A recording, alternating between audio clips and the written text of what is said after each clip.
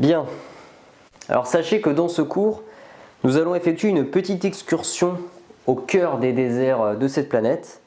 Nous commencerons d'ailleurs notre périple par la découverte du biotope nord-africain, sous l'étouffante chaleur dégagée par les rayons du soleil. Puis nous entamerons une petite escale sur le sol australien avant de terminer notre aventure en Amérique du Nord. Bien, alors commençons sans plus attendre notre excursion avec la présentation, du moins la découverte de la première espèce, puisqu'il s'agit d'une tortue unique en son genre. Je vais bien entendu parler de l'émie de lépreuse. Mais avant toute chose, je souhaiterais afficher au tableau une carte sur laquelle apparaissent les localisations géographiques du biotope désertique, sur laquelle vous pourrez également apercevoir des cercles de couleurs qui font référence au lieu d'habitation des espèces que nous allons voir aujourd'hui. Et ceci représente l'émie de lépreuse que nous allons voir ensemble dans un instant.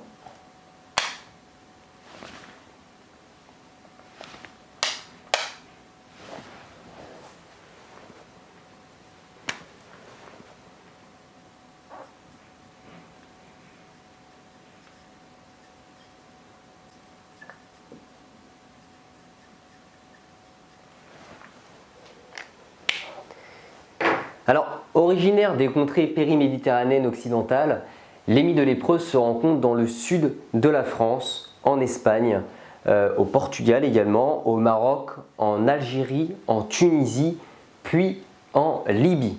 Alors cette tortue s'accommode de toute étendue d'eau, qu'elle soit courante ou stagnante, pérenne ou temporaire. En d'autres termes, c'est une espèce qui se rencontre dans les rivières, les étangs, les torrents, les oueds ou encore les oasis.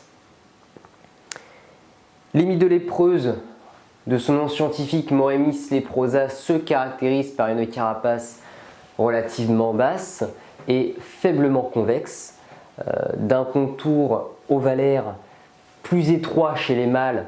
Les écailles de la dossière portent une carène continue sur les vertébrales et discontinue sur les costales, qui d'ailleurs s'estompe avec l'âge.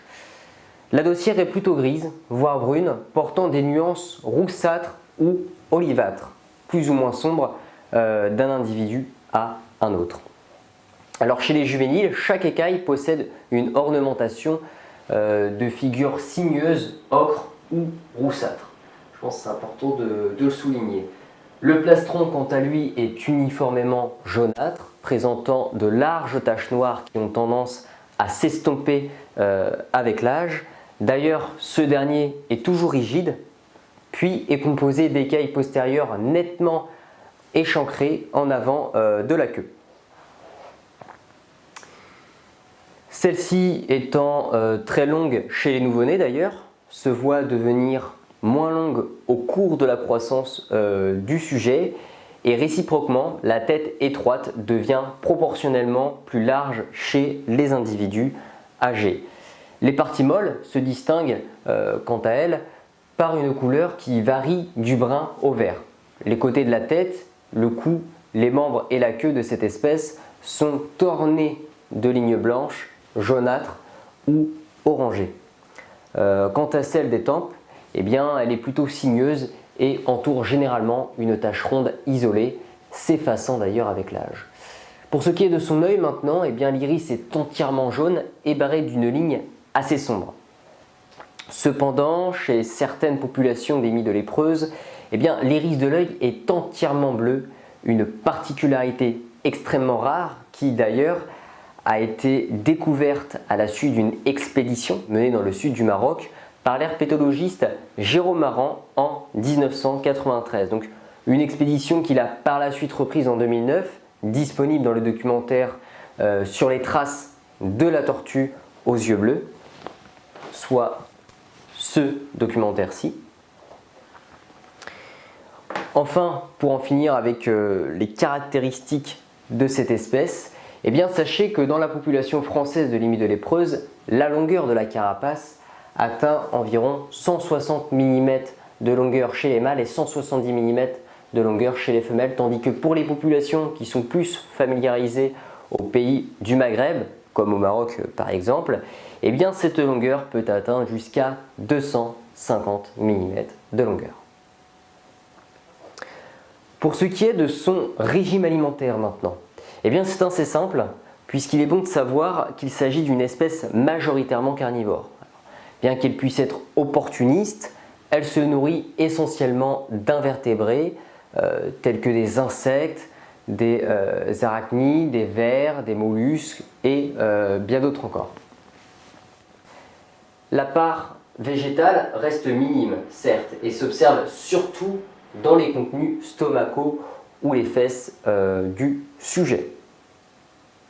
Concernant la reproduction maintenant, eh bien, il faut savoir que cette tortue atteint sa maturité sexuelle vers 4 ou 5 ans chez les mâles, sachant que la longueur de la dossière est d'environ 90 mm et 7 ou 8 ans chez les femelles, soit d'une longueur de 110 mm pour la dossière en ce qui les concerne. L'accouplement quant à lui s'effectue au printemps, et ce dans l'eau, et la femelle pond entre mai et juin, sachant qu'une ponte est constituée de 6 à 17 œufs. L'incubation dure en moyenne d'ailleurs 60 jours, et à la naissance, les nouveau-nés mesurent environ 30 mm de long pour un poids de 8 grammes. Enfin, sachez que l'émie de lépreuse ne semble pas très perturbée par la pollution. De plus, elle est peu ramassée et très rarement consommée. Cependant, la menace de sa disparition vient principalement de l'assèchement des milieux aquatiques, souvent provoqué par l'activité humaine d'ailleurs. Voilà à peu près toutes les informations en ce qui la concerne. Bien, poursuivons à présent notre excursion, pour le moment en terre africaine, certes, par la découverte d'une autre espèce. Il s'agit de la vipère à cornes, une espèce bien entendu qui en dit beaucoup.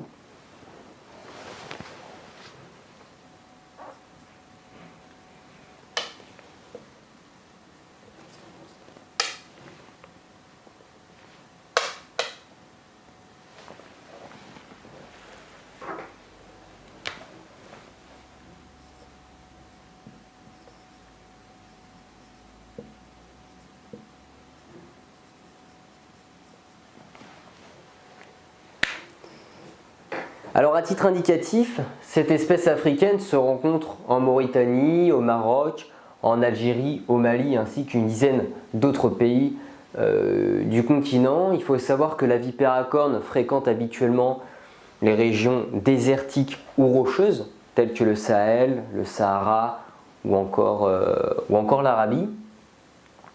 Alors bien que sa tête puisse se distinguer par une forme triangulaire, la vipère à cornes doit son nom aux 2 écailles dressées sur sa tête qui forment d'étranges petites cornes.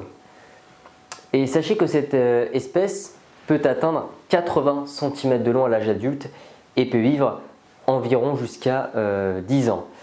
Alors elle se caractérise par une couleur uniformément beige qui imite parfaitement bien les nuances du sable. D'ailleurs, ce mimétisme va jusqu'à la couleur de ses iris.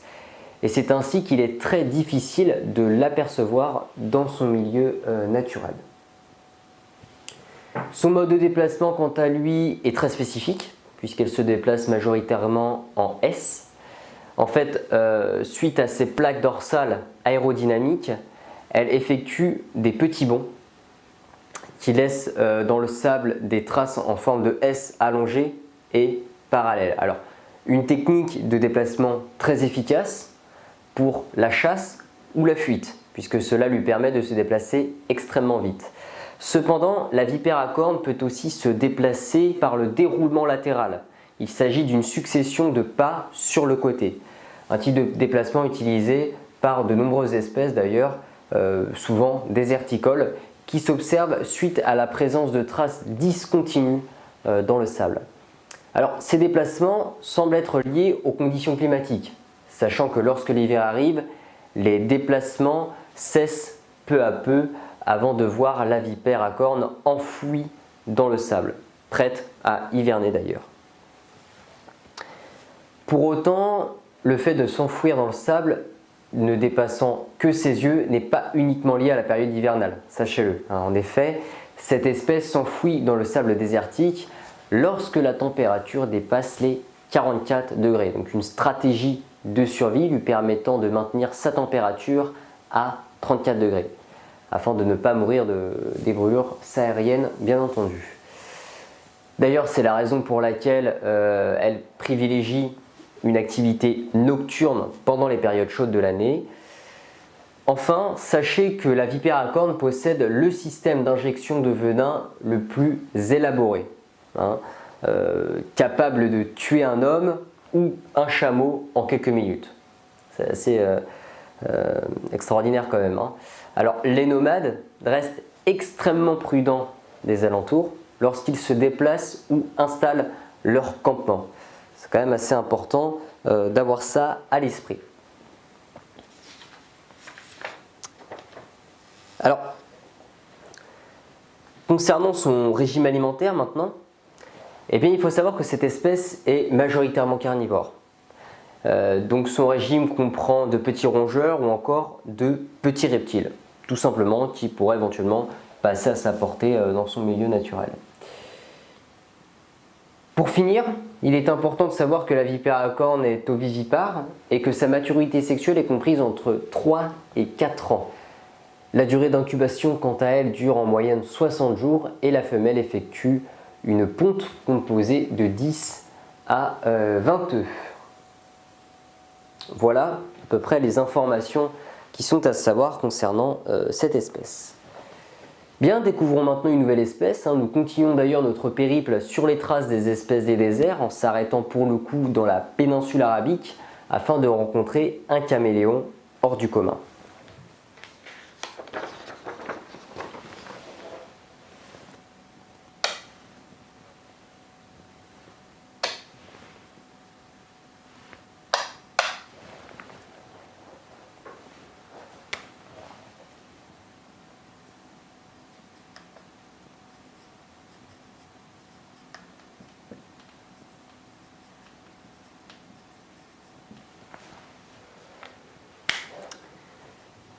Alors, originaire d'Arabie Saoudite et du Yémen, il faut savoir que le caméléon casqué se rencontre principalement dans les forêts chaudes.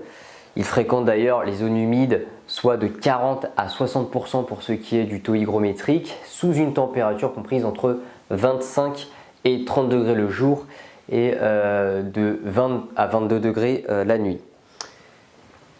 Il est également présent dans les zones cultivées ou au sommet des arbres. Il peuple d'ailleurs une grande partie des forêts de la péninsule arabique. Alors, concernant ses caractéristiques, eh bien, il est principalement diurne. Faut savoir que le caméléon casqué du Yémen, de son nom scientifique Chamaeleo calyptratus, peut atteindre une taille de 50 cm de long à l'âge adulte, sachant que les femelles sont généralement plus petites. De plus, cette espèce peut vivre jusqu'à 5 ans en général. Étant l'un des descendants des lézards préhistoriques éteints il y a 65 millions d'années, il faut le savoir, eh bien, l'origine géographique de cette espèce se situerait vers le Kenya, suite à la récente découverte de fossiles. Le caméléon casqué se caractérise par une couleur verte composée de rayures jaune-orangé pour les mâles et d'une couleur uniformément bleue ou verte pour les femelles. Sa particularité distinctive de son espèce est la présence d'un casque sur son crâne, sur le haut de son crâne. Donc un casque étant tout de même 2 fois plus grand chez les mâles, pouvant atteindre une hauteur de 8 cm. Alors, contrairement à l'idée communément admise, le changement de couleur du caméléon casqué n'ont pas pour objectif de se fondre dans l'environnement, mais plutôt pour suivre des facteurs internes et externes, tels qu'un état émotionnel, un état de santé, changement de pigmentation, afin de mieux se thermoréguler, et j'en passe. Le maintien de cette espèce en captivité est assez aisé, qu'on se le dise, tant que l'on respecte scrupuleusement, bien entendu, les bons paramètres environnementaux. Enfin, ce caméléon est considéré comme étant assez solitaire et il préfère davantage se développer dans un environnement riche en végétaux, mais en étant seul, ne pas oublier. Puisqu'en effet, eh bien, il ne supporte pas de partager son habitat avec d'autres caméléons. Donc un phénomène qui a été observé à maintes reprises en captivité suite à l'observation du changement brusque du comportement du caméléon face à un de ses semblables.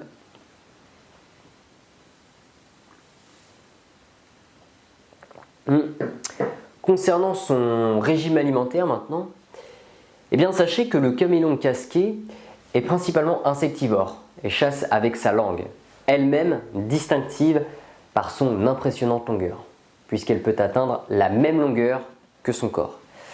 Alors face à une proie, le caméléon casqué est capable de la propulser afin d'attraper sa proie, notamment grâce à l'extrémité très collante de sa langue. Alors les principaux insectes qui composent son alimentation sont les grillons, les blattes, les teignes, les coléoptères, les papillons également, les criquets et les mouches. Cependant, à l'âge adulte, il devient omnivore et commence à consommer quelques végétaux. Donc un phénomène qui n'est pas extrêmement rare d'ailleurs en ce qui concerne certains reptiles. On reviendra dessus d'ailleurs tout à l'heure. Alors, étant une espèce ovipare, le caméléon casqué est mature vers l'âge de 6 mois. Pour autant, si vous avez l'intention d'élever cette espèce, eh bien, il est recommandé de ne pas accoupler les femelles avant 12 mois, afin de ne pas freiner leur croissance et surtout d'éviter tout risque de rétention d'œufs. La ponte, quant à elle, s'effectue environ 1 mois après les accouplements, pouvant contenir 70 œufs par ponte. Les nouveau-nés, quant à eux, eh bien, verront le jour 6 mois après la ponte. Et en ce qui concerne la reproduction, c'est à peu près tout concernant cette espèce. Alors pour en finir avec cette dernière, eh bien, il me semble tout de même important de vous dire qu'elle a été importée aux États-Unis par l'homme. Et lorsqu'une nouvelle espèce fréquente un lieu artificiel, soit à l'abri des espèces issues de cette faune locale, la situation écologique ne peut pas vraiment être violée. Pour autant, si une espèce venue d'ailleurs venait à peupler un environnement composé d'espèces animales et végétales autres que son milieu d'origine, eh bien les conséquences pourraient être désastreuses, autant pour la nouvelle arrivée que pour les domiciliés. Bien, alors continuons à présent notre périple par la rencontre d'une nouvelle espèce, relativement connue d'ailleurs par les amateurs de la terrariophilie. Je veux bien entendu parler du gecko léopard.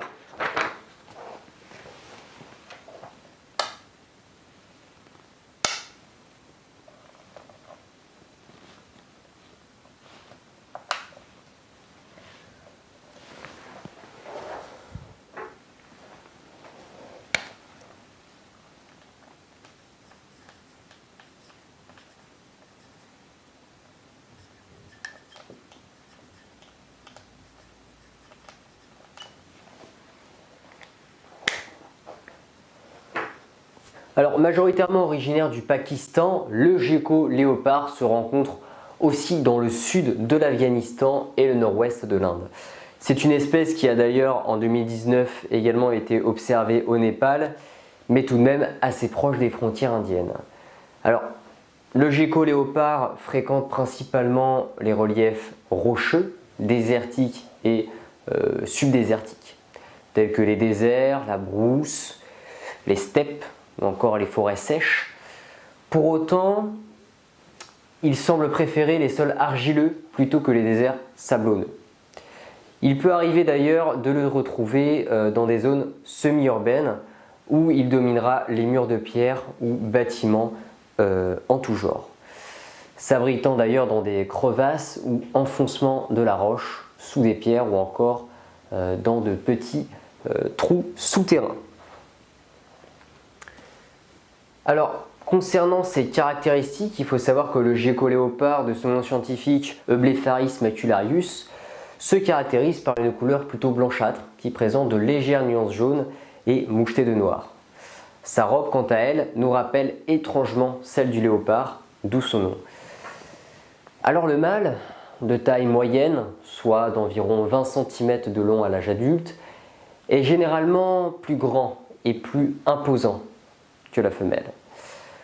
Cependant, la taille des individus peut varier d'une région à une autre. Pour ce qui est des autres parties de son corps, eh bien c'est une espèce très reconnaissable parce qu'elle se distingue par une tête massive de forme triangulaire et dotée d'un museau pointu. La langue, quant à elle, est plutôt rose et très légèrement bifide. Ses yeux se distinguent par des pupilles verticales ainsi que des paupières mobiles. De plus, ses pattes sont fines et assez courtes, sachant que les 5 doigts à l'extrémité de chaque patte se terminent par des griffes acérées.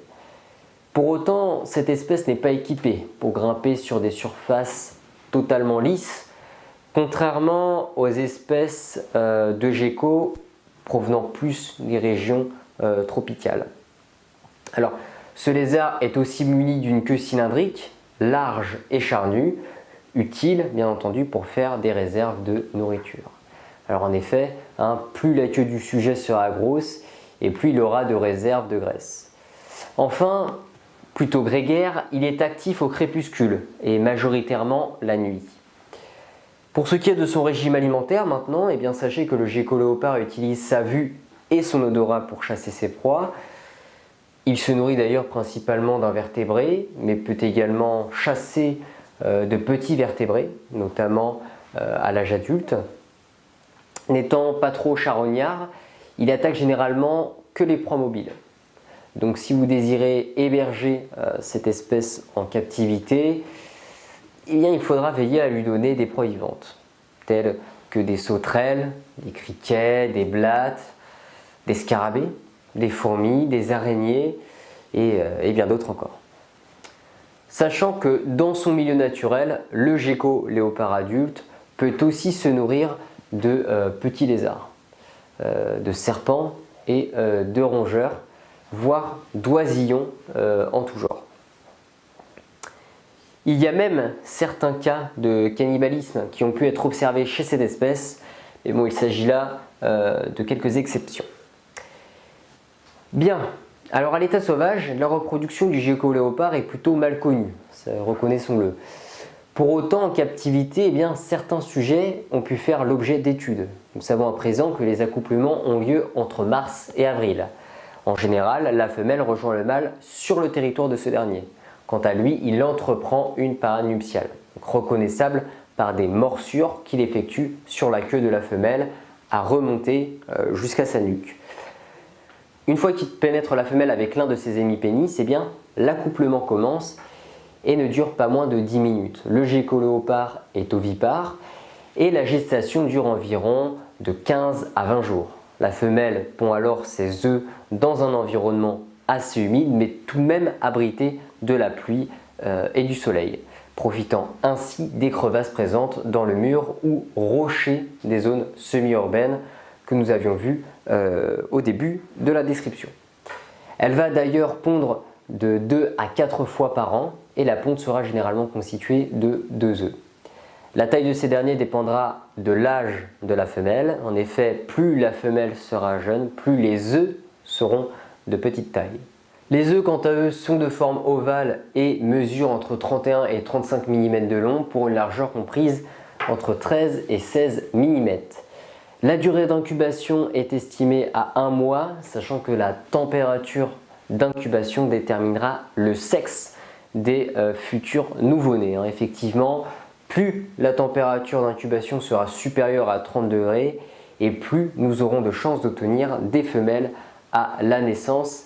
Et inversement, plus la température d'incubation sera inférieure à 30 degrés, plus nous aurons de chances d'avoir des mâles à la naissance. Enfin, à la naissance, eh bien, les nouveau-nés mesurent entre 8 et 9 cm de long et ont une masse comprise entre 2,5 et 3 grammes.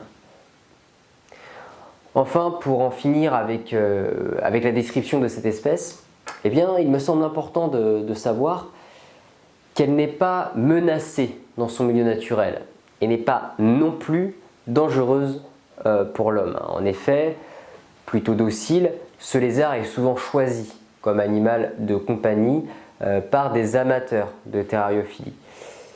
Alors la réelle question opportune qui est à se poser est de savoir comment bien s'occuper de cette espèce en captivité. Bien.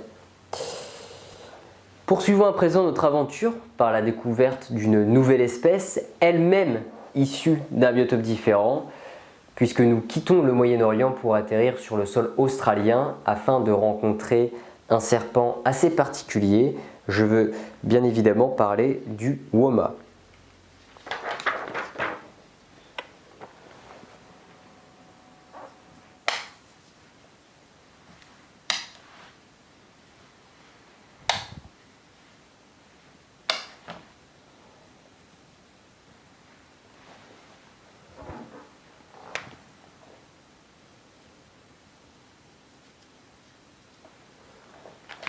Alors, originaire d'Australie, ce serpent se rencontre dans l'ouest et le centre de l'Australie, depuis l'Australie occidentale, le sud du territoire du Nord, le nord de l'Australie méridionale, le sud du Queensland et le nord-ouest de la Nouvelle-Galles du Sud.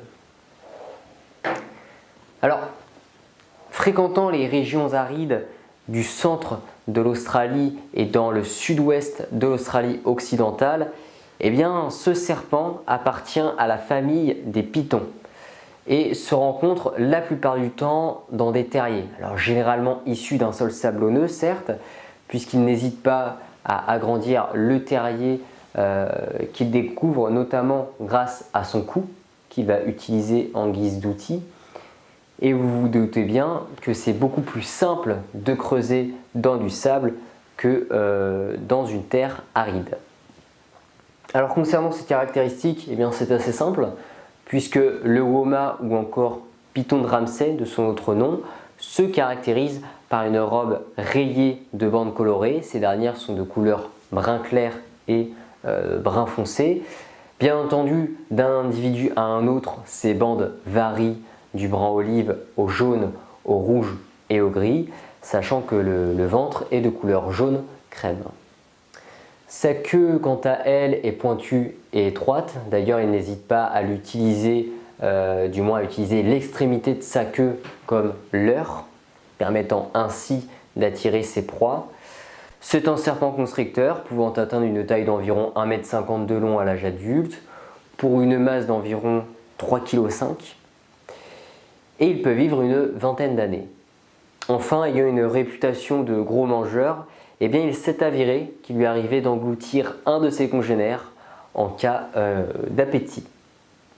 Concernant son régime alimentaire, eh bien, il faut savoir que ce serpent se nourrit principalement de petits rongeurs, d'oiseaux et de petits reptiles. Alors, étant constricteur, il les étouffe avant de les engloutir et chasse d'ailleurs généralement la nuit.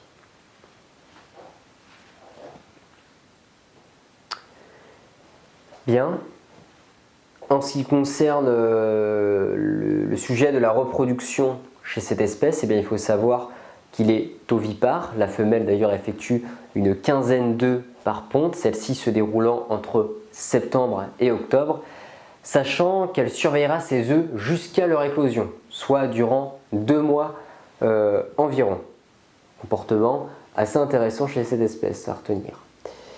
Enfin, il me semble important de savoir que le python de Ramsay est considéré comme étant en danger d'extinction. C'est pourquoi le zoo d'Adélaïde en fait l'élevage avant de les relâcher dans le nord du pays. Alors, intéressons-nous maintenant à un lézard qui, comme le gecko léopard, lui aussi a sa place parmi les amateurs de terrariophilie.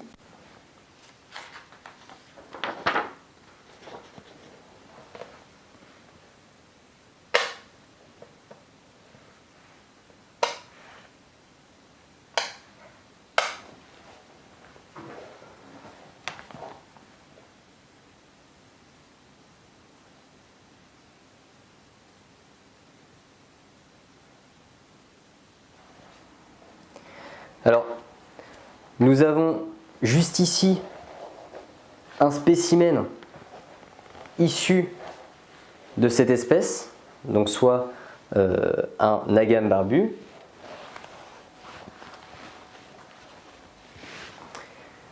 Alors étant lui aussi originaire d'Australie, il faut savoir que le dragon barbu ou agame barbu se rencontre dans le Queensland, la Nouvelle-Galles du Sud, le territoire du Nord, l'Australie méridionale et le Victoria.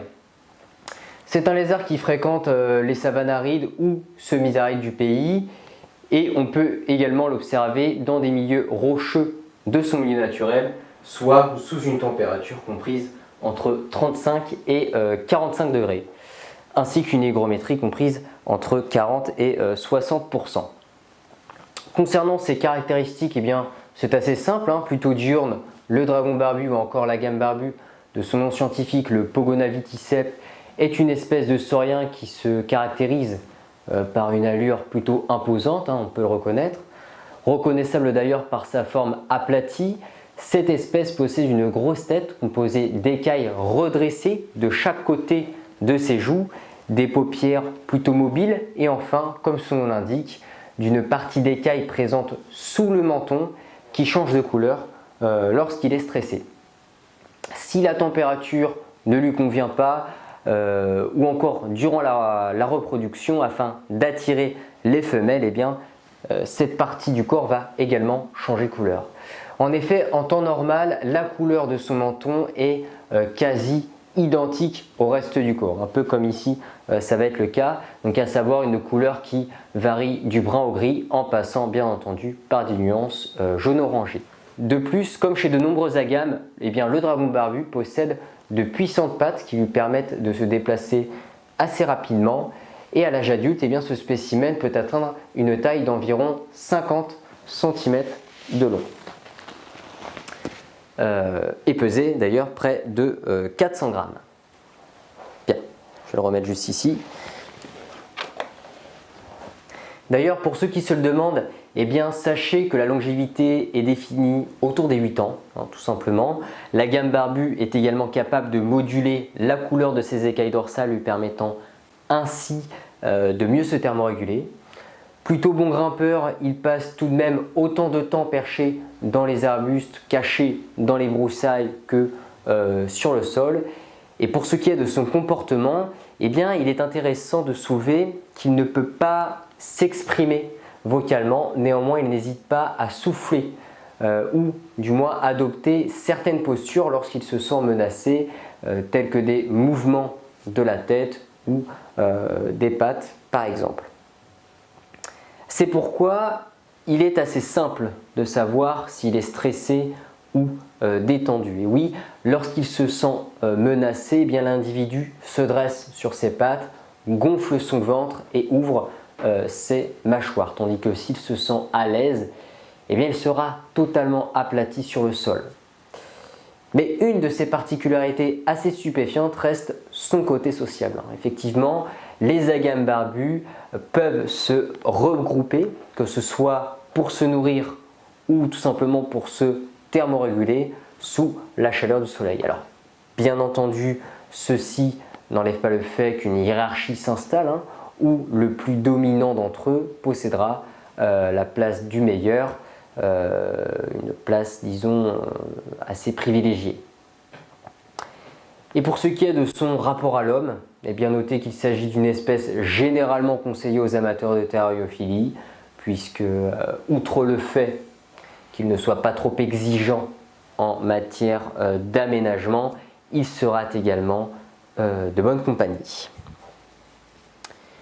Bien, concernant son régime alimentaire maintenant, eh bien sachez que l'agame barbu est majoritairement carnivore au stade juvénile, puisqu'il se nourrit d'insectes tels que des grillons, des blattes, des criquets et occasionnellement des végétaux. Cependant, une fois adulte, eh bien, son alimentation sera constituée de 80% de végétaux et le reste en viande ou en insectes. Il va, pour ainsi dire, permuter pendant sa croissance.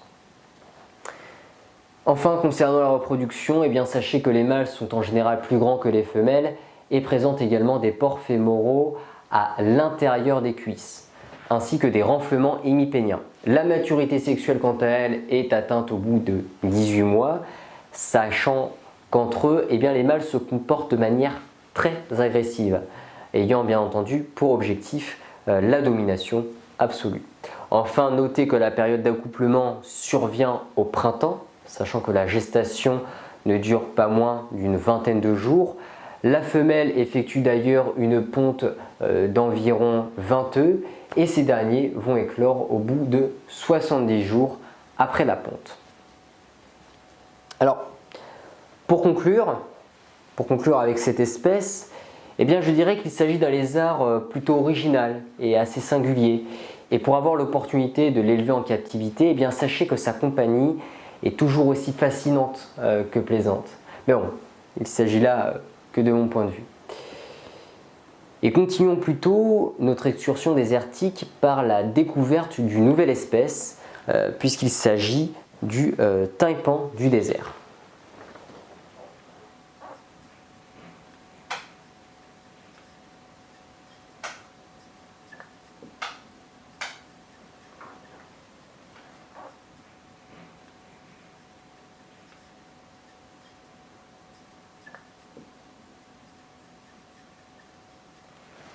Alors nous restons en Australie pour découvrir une nouvelle espèce qui se rencontre dans le sud-ouest du Queensland, dans le nord de l'Australie méridionale et enfin dans l'ouest de la Nouvelle-Galles du Sud et du Victoria. Alors plutôt habitué aux régions arides, le tympan du désert, de son nom scientifique Oxyarianus microleptidotus, soit tout comme pour le dragon barbu, sous une température comprise entre 35 et 45 degrés ainsi qu'une hygrométrie comprise entre 40 et 60%, est une espèce qui est très intéressante. À commencer par ses caractéristiques, c'est un serpent qui se caractérise par une couleur plutôt brune, présentant des nuances qui varient du brun foncé au beige ou encore du vert olive, sachant qu'il est souvent plus clair en été qu'en hiver, lui permettant ainsi de mieux se thermoréguler au fil des saisons, bien entendu. De plus, sa tête et son cou sont généralement plus foncés que le reste du corps, sachant que ses yeux sont de taille moyenne et composés d'un iris brun foncé sans aucun anneau coloré autour de sa pupille. Enfin, à l'âge adulte, c'est un spécimen qui peut mesurer plus de 2 mètres de long. Et pour ce qui est de son venin, il me semble important de savoir que sa toxicité ainsi que sa rapidité d'action en font le serpent terrestre le plus venimeux du monde. Effectivement, ce dernier étant considéré comme 100 fois plus toxique que celui du crotal diamantin et 25 fois plus toxique que celui du cobra. Et ça ne s'arrête pas là, puisqu'une seule dose de ce venin neurotoxique est capable de tuer 100 humains adultes, soit environ 250 000 souris. Mais sachez que jusqu'au milieu du XXe siècle, il était impossible de survivre à la morsure du tympan du désert. Parce que le premier antidote fut développé en 1955, suite à un homme qui s'était fait mordre par ce serpent et qui l'avait amené juste avant de succomber à l'hôpital afin qu'un antidote puisse y être conçu. D'ailleurs, une étude de biologie cellulaire de l'université du Queensland dirigée par Brian Fry, un biologiste américano-australien qui a publié de fascinantes données concernant la puissance des toxines issues du venin de certains serpents, a révélé qu'un échantillon du venin du tympan du désert recueilli en 1950 par l'individu qui s'était fait mordre en question était toujours et parfaitement actif de nombreuses décennies plus tard. Alors c'est assez impressionnant, n'est-ce pas?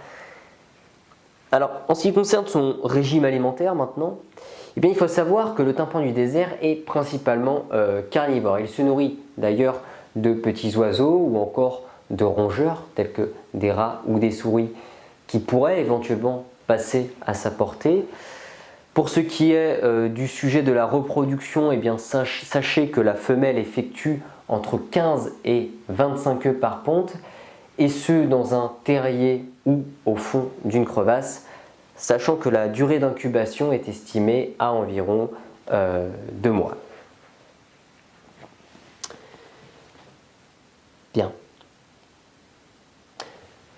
Alors, pour en finir avec la description de cette espèce, eh bien, il faut savoir que ce serpent n'est pas très agressif en réalité.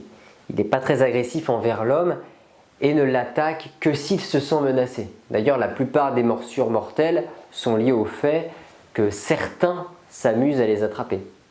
Enfin, sachez que ce serpent est extrêmement rare puisqu'il vit dans des zones d'Australie très reculées. Alors, avant de quitter l'Australie, allons pour le coup à la rencontre d'une espèce de gros lézard, tout aussi intéressante que les précédentes espèces que nous avons vues ensemble, puisqu'il s'agit du varan bigarré.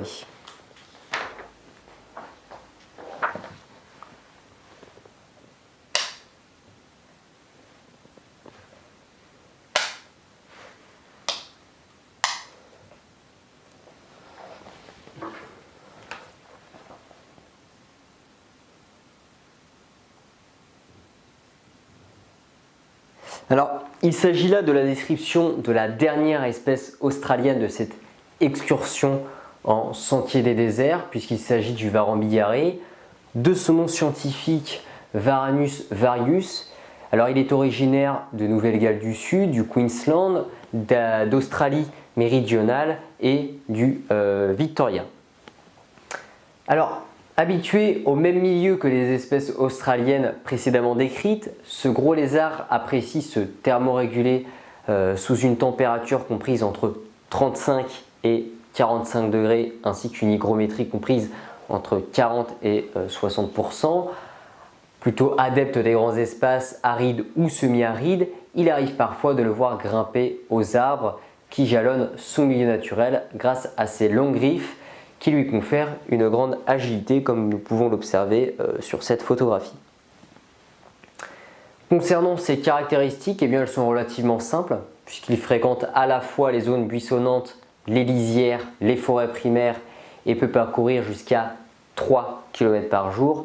Le varan bigarré se caractérise par une peau foncée et émaillée de taches claires, par une queue longue et effilée, par une taille pouvant atteindre 2 mètres de long à l'âge adulte. C'est d'ailleurs le deuxième lézard le plus grand d'Australie, le premier étant le varan perenti, de son nom scientifique Varanus giganteux. Alors, de plus, il faut savoir que le varan bigarré est capable d'atteindre une masse d'environ 4,5 kg et vivre une quinzaine d'années, ce qui est plutôt pas mal pour un reptile de ce genre. Enfin, étant beaucoup plus actif de septembre à mai, eh bien, il reste néanmoins à l'abri, soit sous un rocher ou dans une cavité l'autre période de l'année. C'est une espèce qui se nourrit principalement d'insectes, d'invertébrés et de vertébrés tels que des reptiles, de petits mammifères, des oiseaux, puis des œufs. D'ailleurs, en parlant d'alimentation, petit aparté, sachez qu'au début des années 2000, des scientifiques ont démontré que certains varans, dont le varan perenti que j'ai cité il y a quelques instants, ainsi que certains iguanes, étaient venimeux. On pensait précédemment que leurs morsures empoisonnaient leur proie uniquement suite aux bactéries présentant dans la bouche de ces sauriens, mais non, c'est bien une salive venimeuse en quelque sorte. Alors pour ce qui est du sujet de la reproduction, celle-ci se déroule entre le printemps et l'été. Et notez qu'en général, la femelle effectue de 7 à 10 œufs par ponte, sachant que l'incubation des œufs peut varier de 6 à 9 mois. Enfin, comme pour de nombreuses espèces australiennes, il est important de savoir que le varan bigarré est une espèce chassée par des peuples aborigènes afin d'être consommé comme aliment ou encore utilisé pour la médecine traditionnelle. Et c'est d'ailleurs la raison pour laquelle cette espèce figure dans la liste de la Convention de Washington. Bien, poursuivons à présent notre excursion cette fois-ci sur le sol américain par la découverte d'une nouvelle espèce. Il s'agit d'une tortue.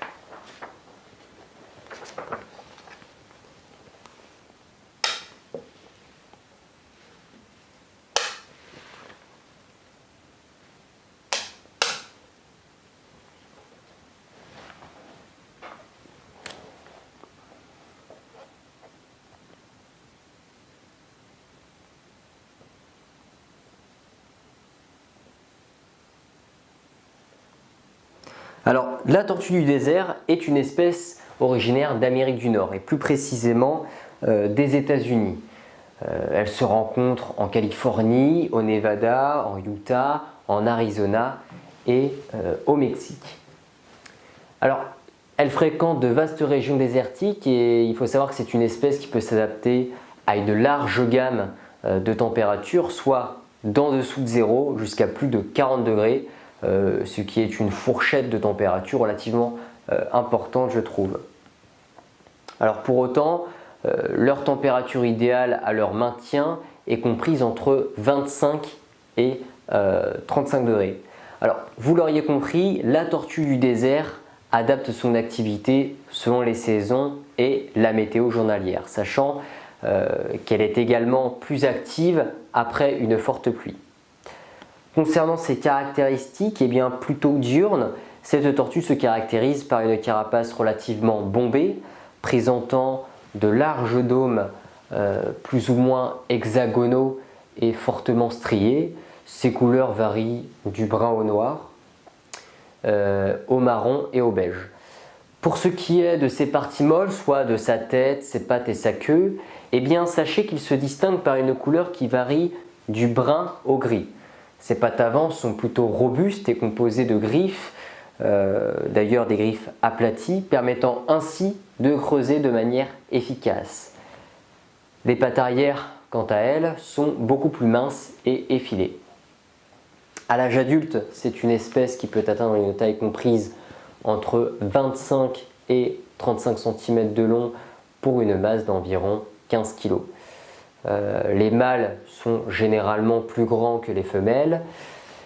Enfin, sachez que la tortue du désert, de son nom scientifique Gopherus agassizi, hiberne durant l'hiver, soit de novembre à février-mars. Les femelles, quant à elles, étant plus actives, entrent en hibernation beaucoup plus tard et en sortent beaucoup plus tôt que les mâles, sachant que leur activité est à son apogée à partir du printemps jusqu'à la fin de l'été. Concernant son régime alimentaire maintenant, eh bien, plutôt herbivore, cette espèce se nourrit principalement de graminées, d'herbes, de fleurs, ainsi que de jeunes et tendres pousses de cactus, et y compris ses fruits, bien entendu. L'hydratation s'effectue par la présence d'humidité dans les végétaux, qu'elle va consommer d'ailleurs, sachant que durant les périodes extrêmement sèches, eh bien, cette tortue relâche ses déchets organiques sous forme de pâte blanche, permettant ainsi d'économiser de l'eau présente dans son organisme. Particularité assez intéressante, sachez qu'une tortue du désert adulte peut survivre plus d'1 an sans accéder à un point d'eau. En effet, outre le fait de s'abreuver par les aliments qu'elle consomme, eh bien, cette espèce adopte également un comportement visant à se protéger des fortes chaleurs pour limiter sa déshydratation, comme en se cachant dans des terriers par exemple, puisqu'il y fera beaucoup plus frais et beaucoup plus humide.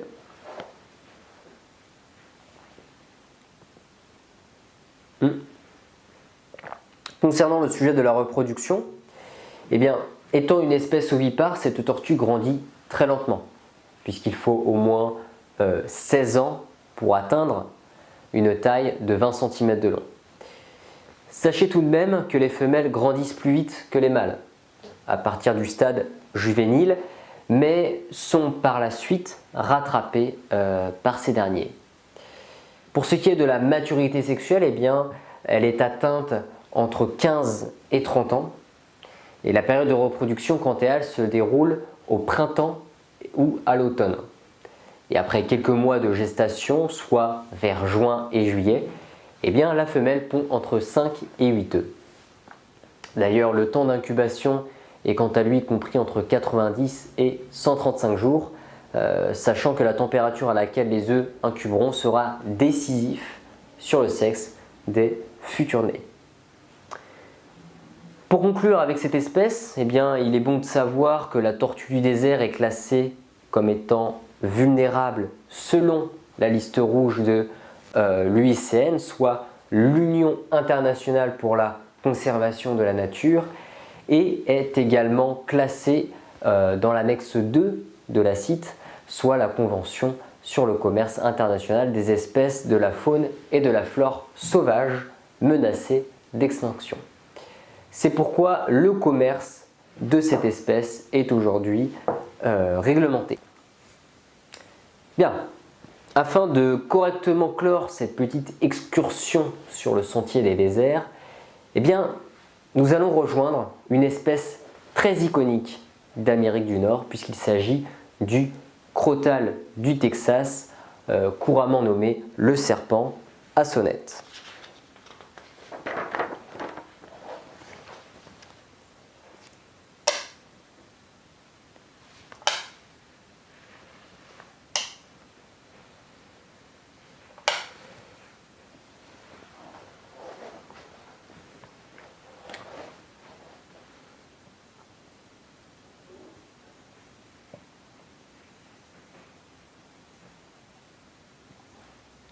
Alors, originaire du sud-ouest des États-Unis et du nord du Mexique, soit de l'État de la Californie, du Nevada, d'Arizona, du Texas, d'Oklahoma et de l'Arkansas, le crotal du Texas, de son nom scientifique Crotalus atrox, est le serpent le plus redoutable d'Amérique du Nord.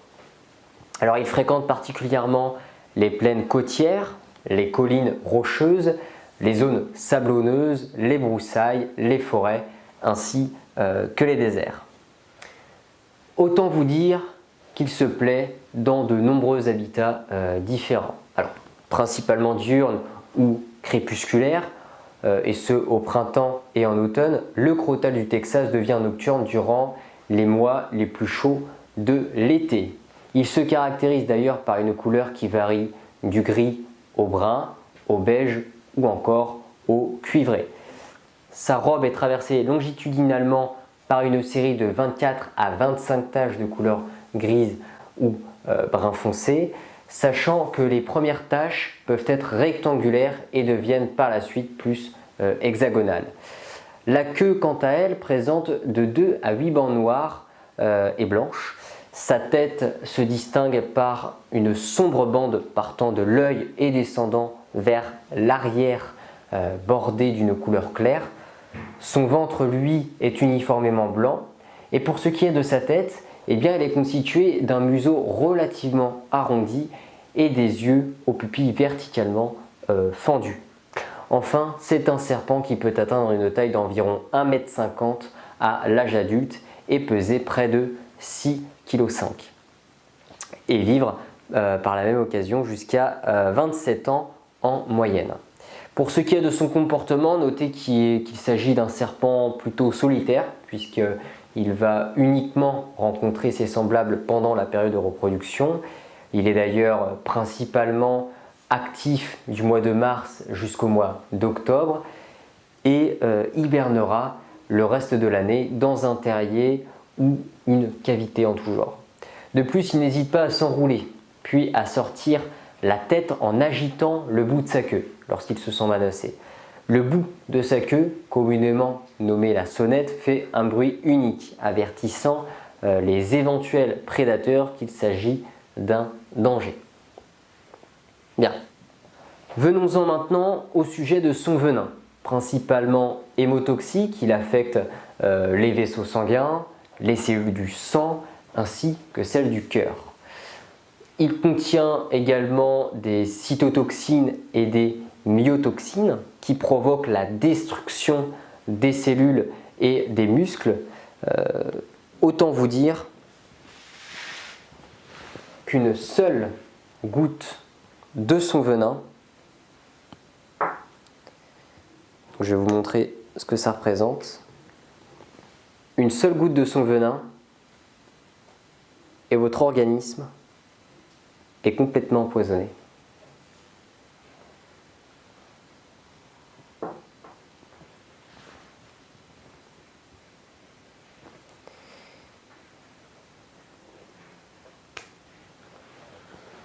Bien entendu, c'est sans compter sur le risque d'hémorragie interne, de nécrose, de terribles maux de tête, de nausées, de vomissements, de diarrhée, de convulsions, et j'en passe. À titre indicatif, sachez que la dose létale médiane, soit la DL50, pour cette espèce est de 2,72 mg par kg par injection intraveineuse. La toxicité de son venin n'est d'ailleurs pas aussi importante que certaines autres espèces de serpents. Pour autant, le crotale du Texas est capable d'injecter une grande quantité de venin en une seule morsure. Concernant son régime alimentaire, eh bien, il faut savoir que c'est un serpent qui se nourrit principalement de petits mammifères et surtout de rongeurs, également d'oiseaux et de petits reptiles tels que des lézards ou même des petits crotales. En ce qui concerne le sujet de la reproduction, eh bien, étant vivipare et se reproduisant à l'automne, eh bien, la femelle pond une quinzaine d'œufs en moyenne après avoir passé la période de gestation, elle-même estimée à environ 6 mois. Alors à la naissance, les nouveau-nés mesurent près de 30 cm de long et sont parfaitement capables d'injecter du venin si besoin est. Enfin, étant classé dans la catégorie préoccupation mineure sur la liste rouge de l'Union internationale pour la conservation de la nature suite à sa vaste zone d'habitat et à sa population que l'on suppose assez importante, il ne faut tout de même pas oublier que le crotale du Texas est souvent capturé, tué pour sa peau, également capturé en guise de nourriture ou tout simplement pour s'amuser. Décidément, nous ne sommes pas tous dotés de neurones. Bien, nous en arrivons à présent à la fin de cette petite excursion. Alors pour celles et ceux qui souhaiteraient plus d'informations concernant les espèces que nous venons de voir ensemble, sachez que vous pouvez les retrouver sous format écrit sur mon site internet, sachant que le lien est en description. Et quant à moi, je vous dis à la semaine prochaine pour un prochain cours.